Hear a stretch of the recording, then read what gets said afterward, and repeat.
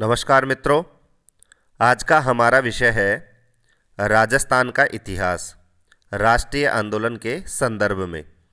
और इससे पहले हम 2 यूनिट इतिहास की पढ़ चुके हैं। प्रथम प्रश्न पत्र की स्कूल व्याख्याता के लिए उसमें हम पत्रकारिता से संबंधित और जो प्रमुख राजनैतिक और सामाजिक जो संगठन था जिसने राष्ट्रीय आंदोलन में महत्वपूर्ण भूमिका निभाई उनसे संबंधित थे। आज का ये हमारा तीसरा वीडियो जो है वह है राजस्थान में प्रजामंडल आंदोलन। और इस प्रजामंडल आंदोलन के वीडियो को मैंने 2 भागों में बांटा है क्योंकि ये थोड़ा विस्तृत विषय है।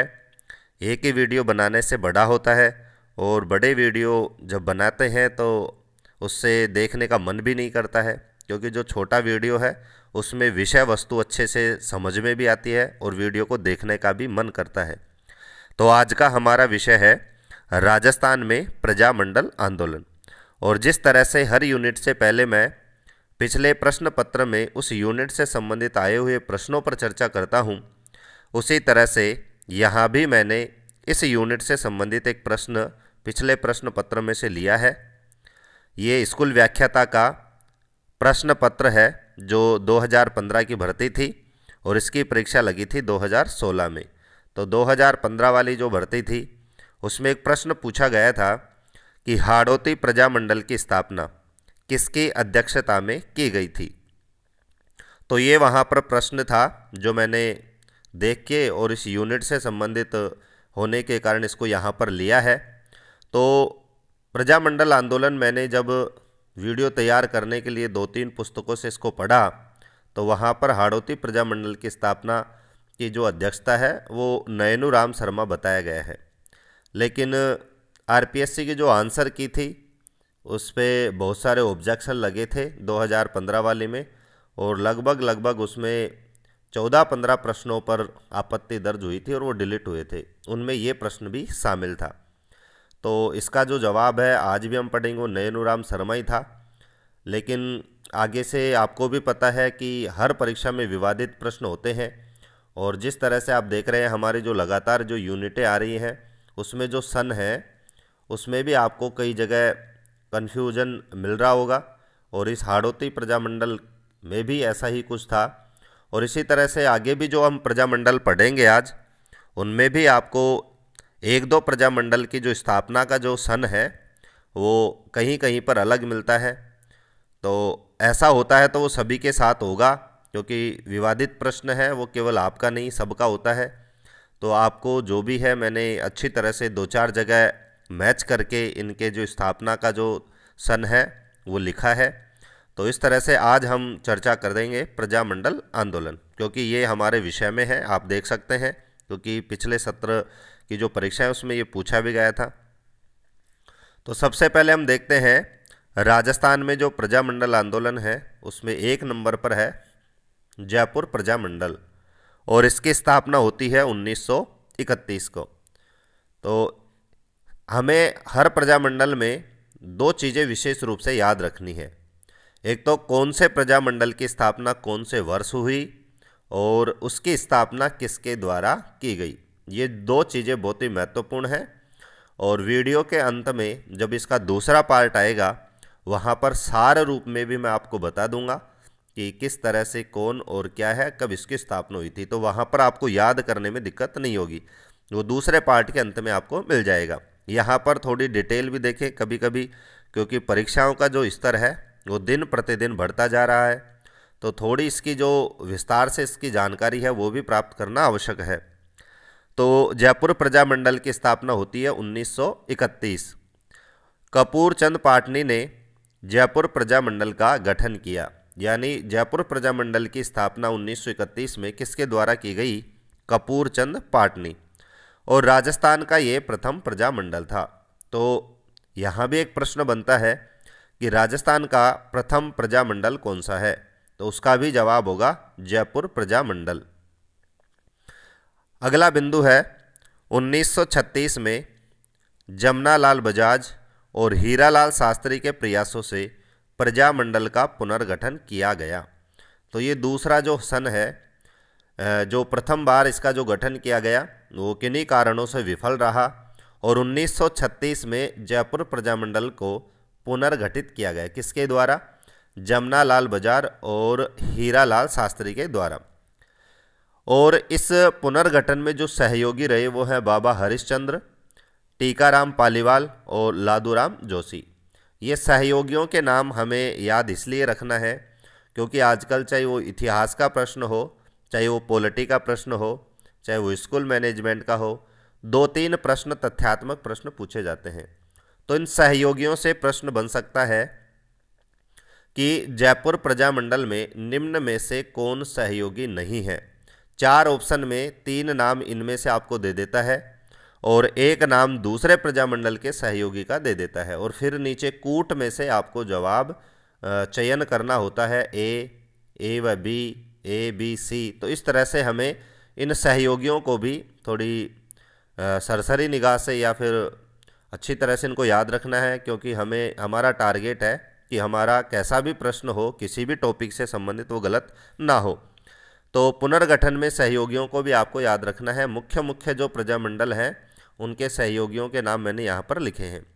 तो बाबा हरिश्चंद्र, टीकाराम पालीवाल, लादूराम जोशी, और 2 ऊपर हैं जमनालाल बजाज और हीरालाल शास्त्री। तो ये थे 1936 की बात। 1938 में पहला अधिवेशन होता है इसका जयपुर में। तो जयपुर प्रजामंडल का पहला अधिवेशन कहाँ होता है? जयपुर में। और कब होता है? 1938 में। और इस प्रथम अधिवेशन की जो अध्यक्षता करते हैं वह सेठ जमनालाल बजाज, और 1940 में हीरालाल शास्त्री प्रजामंडल के अध्यक्ष बनते हैं। तो ये 2-3 आपको सन है इससे संबंधित वो यहाँ पर याद रखनी है। अब एक महत्वपूर्ण घटना होती है कि 1942 में जयपुर के प्रधानमंत्री के साथ हीरालाल शास्त्री ने जेंटलमैन एग्रीमेंट साइन किया। वहाँ पर जो ब्रिटिश कालीन जो प्रधानमंत्री था उसके साथ हीरालाल शास्त्री ने, क्योंकि 1940 में इस प्रजामंडल के जो अध्यक्ष हैं वो हीरालाल शास्त्री बन जाते हैं, तो उनके साथ एक जेंटलमैन एग्रीमेंट साइन होता है। इस एग्रीमेंट के अनुसार जयपुर प्रजामंडल ने भारत छोड़ो आंदोलन में भाग नहीं लिया। और ये प्रश्न आपने कई बार परीक्षाओं में देखा होगा कि कौन से प्रजामंडल ने भारत छोड़ो आंदोलन में भाग नहीं लिया, तो वो हो जाएगा जयपुर प्रजामंडल। क्यों नहीं लिया? क्योंकि इन्होंने प्रधानमंत्री के साथ एक एग्रीमेंट साइन किया है, उसका नाम है जेंटलमैन एग्रीमेंट। तो ये था हमारा पहला प्रजामंडल।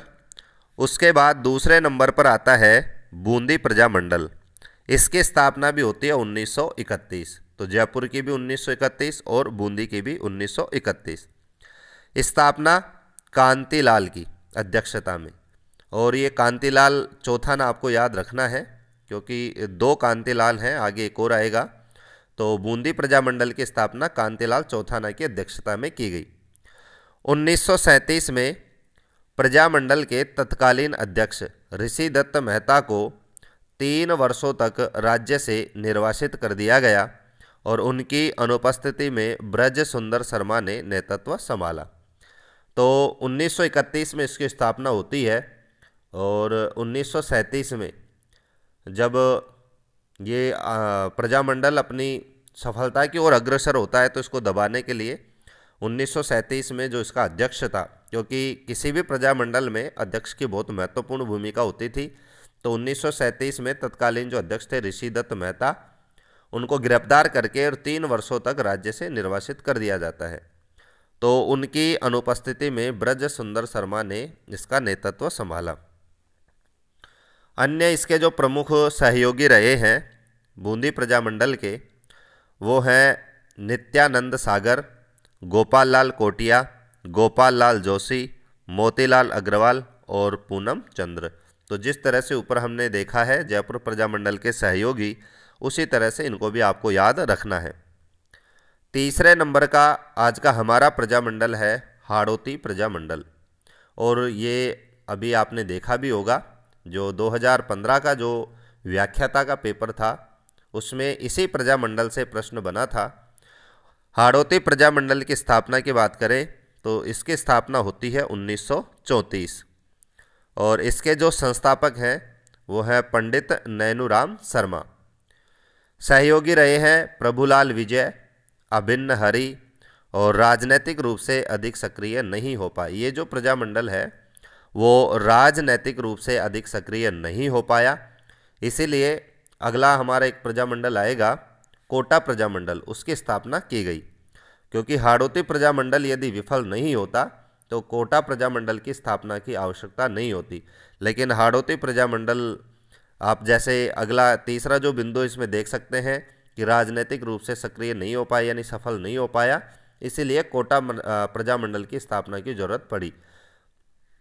तो यहाँ पर आपको इतना ही याद रखना है कि हाड़ौती प्रजामंडल की स्थापना 1934 में होती है और इसके जो संस्थापक हैं वो है पंडित नैनूराम शर्मा। आगे हम देखते हैं हमारा चौथा जो प्रजामंडल है वो है मारवाड़ प्रजामंडल और इसकी स्थापना भी होती है 1934। तो ये जो प्रजामंडल हैं वो मैंने सीरियल से लिए हैं, जैसे 1931 से स्टार्ट होते हैं और फिर 1931 में 2 हैं, जयपुर और बूंदी। फिर उसके बाद में 1934 में भी 2 आ गए। पिछला हमारा था हाड़ौती, दूसरा है मारवाड़ प्रजामंडल। इसका जो अन्य नाम है वो है जोधपुर प्रजामंडल। यानी आपको इस नाम से भी प्रश्न पूछा जाए तो भी आपको समझना है कि ये प्रश्न मारवाड़ प्रजामंडल से संबंधित है। तो जोधपुर प्रजामंडल कह सकते हैं या फिर मारवाड़ प्रजामंडल। इसकी जो स्थापना है वो जय नारायण व्यास ने आनंद राज सुराणा के सहयोग से की। स्थापना करने वाले हैं जय नारायण व्यास और इसमें जो सहायता करी, जो सहयोग दिया वो है आनंद सुराणा। और इस प्रजामंडल का जो प्रथम अध्यक्ष रहे वो रहे भंवरलाल सराफ। तो मारवाड़ प्रजामंडल का प्रश्न पूछे कि प्रथम अध्यक्ष कौन थे, तो आपका जवाब होना चाहिए भंवरलाल सराफ, इसके प्रथम अध्यक्ष बनाए गए। उद्देश्य, जैसे हर प्रजामंडल का एक ही उद्देश्य था कि राज्य में उत्तरदायी शासन की स्थापना करना, कि ऐसा एक शासन हो जो हर कार्य के लिए अपनी जिम्मेदारी को समझे। जो तानाशाही शासन था उसको समाप्त करना और उत्तरदायी शासन की स्थापना करना इन प्रजामंडलों का उद्देश्य रहा था। 1934 में इसकी स्थापना होती है और 1936 में इसे गैर कानूनी घोषित कर दिया जाता है। मोस्ट ऑफ जो प्रजामंडल रहे हैं उनको सफलता को देख करके और रियासतकालीन जो सरकार थी, जो ब्रिटिशों के अधीन कार्य करते थे, उनकी हर बात को मानते थे, उन्होंने इन प्रजामंडलों को दबाने की कोशिश की और उसी क्रम में 1936 में इस मारवाड़ प्रजामंडल को भी गैर कानूनी घोषित कर दिया गया। उसके बाद में 5वां प्रजामंडल है सिरोही प्रजामंडल। इसकी स्थापना होती है 1939। सिरोही, जैसे आप देख सकते हैं, आदिवासी क्षेत्र का एक हमारा जिला है। तो इसकी जो भूमिका है उसकी बात करते हैं हम कि 1922 में मेवाड़ के भील नेता मोतीलाल तेजावत के नेतृत्व में चल रहे सरकार की नीतियों के खिलाफ भील गरासिया जनजातियों के आंदोलन को दबाने के लिए सिरोही नरेश केसरी सिंह ने ब्रिटिश सैनिक बुलाए और इन सैनिकों ने लगभग 1800 स्त्री पुरुषों को मौत के घाट उतार दिया।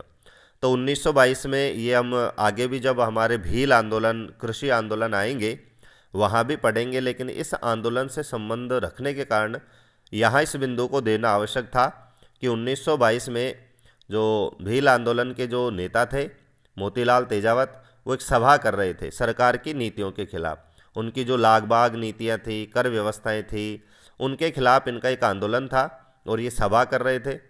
तो तत्कालीन जो नरेश था सिरोही का, केसरी सिंह, उसने ब्रिटिश सैनिक यानी अंग्रेज सैनिक बुलाए और इन अंग्रेजी सैनिकों ने अपने हथियारों से यानी बंदूक आदि से 1800 स्त्री पुरुषों को मौत के घाट उतार दिया। इसी से वहाँ की जनता में आक्रोश फैल गया और उन्होंने इस दमनकारी नीति के खिलाफ कुछ संगठन बनाने प्रारंभ कर दिए। इसी दमन के विरोध में, जो ऊपर हमने पढ़ा है, 1934 में सर्वप्रथम मुंबई में सिरोही प्रजामंडल की स्थापना की गई। हम पढ़ रहे हैं सिरोही मंडल की स्थापना 1939 में होती है, लेकिन इसकी शुरुआत 1934 में हो चुकी थी। और कहाँ से हो चुकी थी? मुंबई से। और मुंबई में इसकी जो स्थापना करने वाले थे वो थे वृद्धिशंकर त्रिवेदी द्वारा। तो वृद्धिशंकर त्रिवेदी ने 1934 में ही इसकी नींव रख दी थी, सिरोही प्रजामंडल की। सिरोही प्रजामंडल की विधिवत जो स्थापना है वो गोकुल भाई भट्ट द्वारा जनवरी 1939 में की गई थी। तो यहाँ हमें इसको याद रखना है कि सिरोही प्रजामंडल की स्थापना जनवरी 1939 और किसके द्वारा होती है, गोकुल भाई भट्ट के द्वारा इसकी स्थापना की जाती है। और लगातार प्रयासों से 1939 में स्थापना होने के बाद 1940 में इस प्रजामंडल को मान्यता मिल गई, यानी जो सरकारी जो मान्यताएं इसको दी जाती थी प्रजामंडलों को, वो इसको 1939 में मिल जाती है। और किसके माध्यम से, लगातार प्रयासों के माध्यम से। तो आप देख सकते हैं और कहते भी आए हैं कि लगातार कोई प्रयास करे तो उसमें सफलता अवश्य मिलती है। तो आपको भी अपनी परीक्षा में लगातार प्रयास करना है। आपको बिल्कुल भी ये नहीं सोचना है कि हमारा इतना बड़ा सिलेबस है, क्योंकि आप अपने आप को कमज़ोर ना समझें और सभी से आपको आगे अपने आप को समझना है, तभी आपको सफलता मिल सकती है। दूसरों से आप अपना आकलन बिल्कुल ना करें कि वो क्या पढ़ रहे हैं, आपको क्या पढ़ना। आपको अपने हिसाब से सिलेबस के अकॉर्डिंग जो मैं बता रहा हूँ, और आपको एक अच्छी सी कोई भी आपको एक बुक रखनी है, बस 2 जगह से, बुक से और इन नोट्स से आपको अच्छी तैयारी करनी है। और लगातार यदि आप तैयारी करते हैं तो मेरा मानना है कि आपको अच्छे नंबरों से अच्छी रैंक के साथ सफलता अवश्य मिलेगी। तो अगला हमारा प्रजामंडल है बीकानेर प्रजामंडल। इसकी स्थापना होती है 1936 में। बीकानेर प्रजामंडल की स्थापना मधाराम वैद्य, बाबू मुक्ता प्रसाद, रघुवीर गोयल, लक्ष्मण दास स्वामी आदि के प्रयासों से 4 अक्टूबर 1936 को की गई। तो इसकी स्थापना जो की गई उनमें मुख्य व्यक्ति हैं, प्रश्न पूछे तो मधाराम वैद्य, और ये बाकी के इनके सहयोगी हैं, क्योंकि ये भी एक प्रमुख प्रजामंडलों में से एक है, इसलिए इनके सहयोगियों के नाम यहाँ दी गई है। और इसकी तारीख यदि पूछे, वैसे तो सन ही पूछता है 1936, यहाँ पर तारीख भी है 4 अक्टूबर 1936। 1937 में इस प्रजामंडल को दबाने के लिए महाराजा गंगा सिंह सरकार ने प्रजामंडल के नेताओं को गिरफ्तार कर 6 वर्ष के लिए राज्य से निर्वासित कर दिया गया। जैसा हम इतिहास पढ़ेंगे तो बीकानेर के जो तत्कालीन जो राजा थे महाराजा गंगा सिंह, और आप कभी बीकानेर विजिट करें जूनागढ़ का, तो वहाँ इनको बहुत सारे अंग्रेजों द्वारा प्रशस्ति पत्र दिए गए हैं।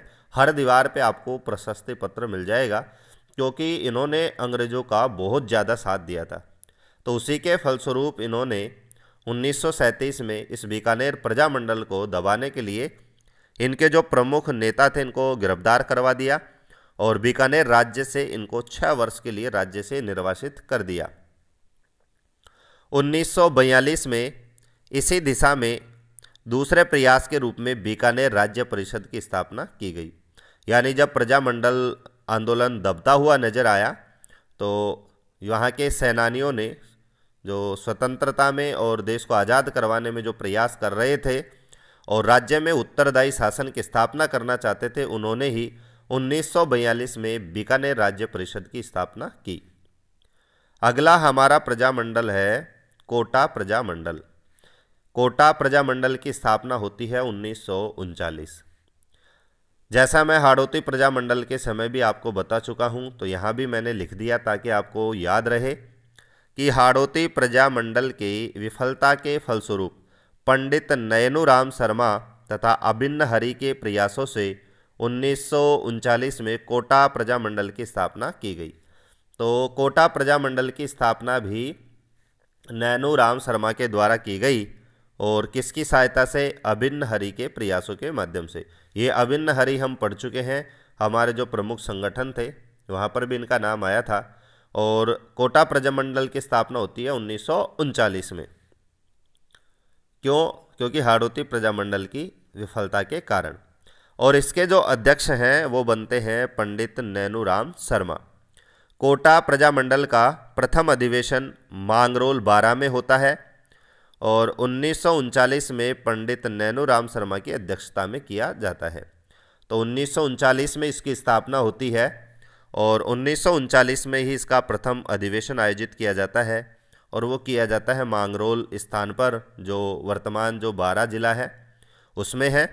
और इसकी जो अध्यक्षता की इस अधिवेशन की वो थे पंडित नैनूराम शर्मा।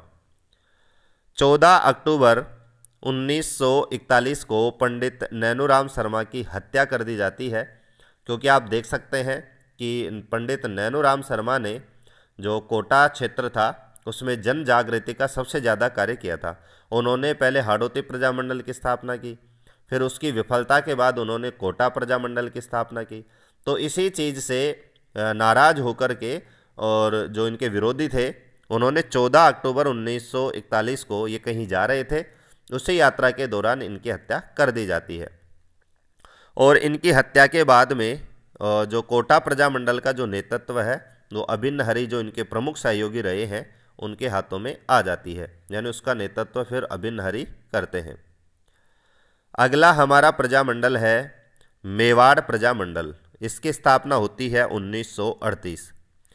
माणिक्यलाल वर्मा ने बलवंत राय मेहता, भवानी शंकर वैद्य, जमुना लाल वैद्य, परसराम, भूरेलाल बयां आदि के सहयोग से अप्रैल 1938 में मेवाड़ प्रजामंडल की स्थापना की।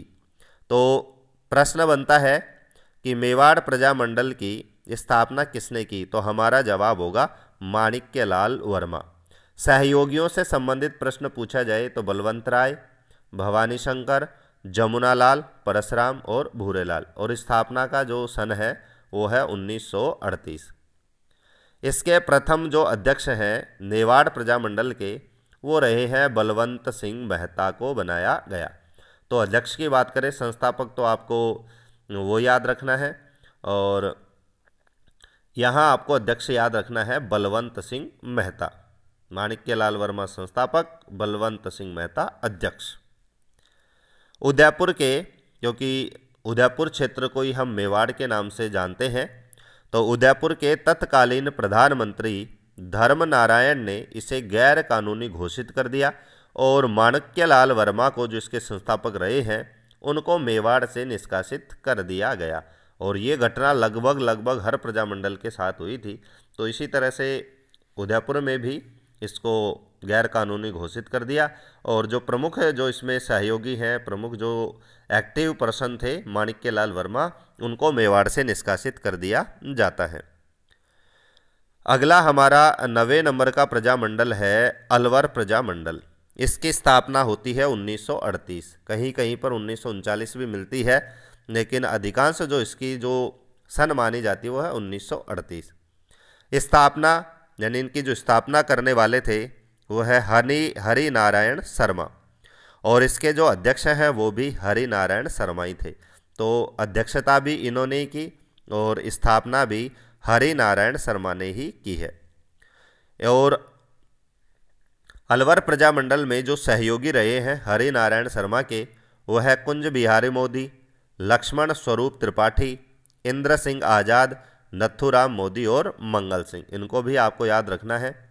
1940 में द्वितीय विश्व युद्ध के लिए चंदा वसूलने का प्रजामंडल ने विरोध किया, यानी 1938 में स्थापना होती है और 1939-40 में जो द्वितीय विश्व युद्ध जो चालू हो गया था, उस द्वितीय विश्व युद्ध में जब इन रियासतों में चंदा वसूला जा रहा था ब्रिटिश गवर्नमेंट के द्वारा, तो सबसे पहले जो अलवर प्रजामंडल है इसने इस चंदा वसूलने की जो प्रोसेस है, प्रक्रिया है, जो कार्य था, इसका विरोध किया। कब किया? 1939 में। आज का हमारा लास्ट प्रजामंडल है भरतपुर प्रजामंडल। तो आज के वीडियो में हम 10 प्रजामंडल करेंगे, बाकी के अगले पार्ट में हम इनको पढ़ेंगे। तो भरतपुर प्रजामंडल की स्थापना की बात करें तो भरतपुर प्रजामंडल की स्थापना की गई 1938 में। तो आज के हमारे प्रजामंडल स्टार्ट हुए थे 1931 से और ख़त्म हो रहे हैं 1938 कि कांग्रेस के हरिपुरा अधिवेशन। तो तत्कालीन उस समय में 1938 में जो हरिपुरा अधिवेशन हुआ था, उसी के पश्चात भरतपुर महाराजा के नेतृत्व में लोकतांत्रिक प्रशासन की स्थापना के उद्देश्य से 1938 में किशनलाल जोशी, गोपी लाल यादव और मास्टर आदितेंद्र और जुगल किशोर चतुर्वेदी के प्रयासों से भरतपुर प्रजामंडल की स्थापना की गई, क्योंकि ये लोग चाहते थे कि यहाँ पर जो भरतपुर महाराजा हैं उनके नेतृत्व में एक बहुत अच्छी सरकार बनाई जाए जो एक उत्तरदायी शासन को संचालित कर सके, और इनका यही उद्देश्य था, इसीलिए इनकी जो स्थापना है वो की गई थी। और इनके जो सहयोगी हैं भरतपुर प्रजामंडल के, वह हैं किशनलाल जोशी, गोपीलाल यादव, मास्टर आदितेंद्र और जुगल किशोर चतुर्वेदी। इन सबके प्रयासों से भरतपुर प्रजामंडल की स्थापना की जाती है।